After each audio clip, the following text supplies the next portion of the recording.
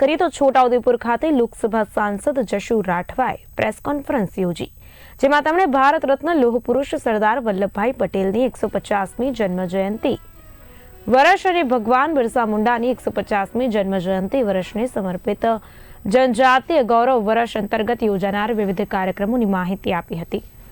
સાંસદે જણાવ્યું હતું કે દેશના એકતા અને અખંડિતતાના પ્રણેતા સરદાર પટેલની 150મી જન્મ જયંતિની ભવ્ય ઉજવણી સમગ્ર દેશમાં યોજાશે।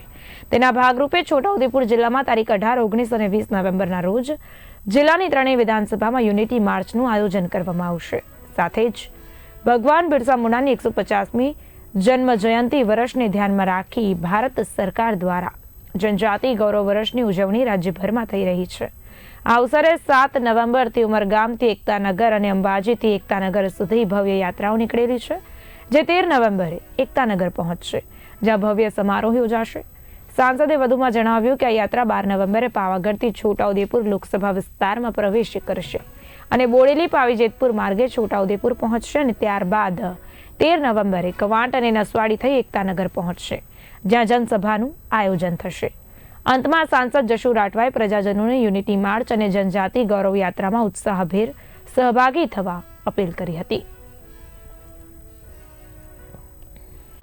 અને અખંડ ભારતના શિલ્પી એવા શ્રી સરદાર વલ્લભભાઈ પટેલની 150મી જન્મ જયંતિના વર્ષને આપણે આ વખતે ખૂબ ધામધૂમથી માન્ય વડાપ્રધાન શ્રી ઉજવી રહ્યા છે। ત્યારે સમગ્ર દેશની અંદર આ કાર્યક્રમ પણ થવા જઈ રહ્યો છે। ત્યારે છોટાઉદેપુર લોકસભા મત વિસ્તારમાં પણ દરેક વિધાનસભામાં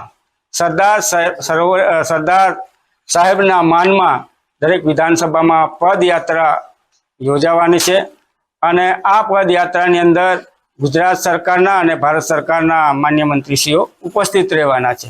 સાથે જ એવી જ રીતે આદિવાસીઓનું ગૌરવ એવા ભગવાન બિરસા મુંડાની પણ 150મી જન્મ જયંતિ ઉજવાઈ રહી છે। આ વર્ષને ભારત સરકાર દ્વારા માન્ય વડાપ્રધાન શ્રી નરેન્દ્રભાઈ મોદી દ્વારા જનજાતીય ગૌરવ વર્ષ તરીકેની ઉજવણી છે। ત્યારે એના ભાગરૂપે પણ આપણા ગુજરાતની અંદર 27 આદિવાસી વિસ્તારની વિધાનસભાઓ અને કેટલીક આદિવાસી વિસ્તારને લગતા વિસ્તારોમાં જનજાતીય ગૌરવ યાત્રા આવવાની છે અને સાથે જ આ ગૌરવ યાત્રા તારીખ 7 નવેમ્બરથી શરૂ થઈ છે અને 13મી નવેમ્બરે પૂરી થવાની છે અને સાથે જ ભગવાન બિરસા મુંડાના જન્મ જયંતિ નિમિત્તે 15મી નવેમ્બરે સમગ્ર ગુજરાતની અંદર દરેક વિધાનસભાઓમાં આદિવાસી દેવી દેવતાઓના પૂજન સાથે મોટા પ્રમાણમાં કાર્યક્રમો થવાના છે। ત્યારે આપ સૌને એ કાર્યક્રમમાં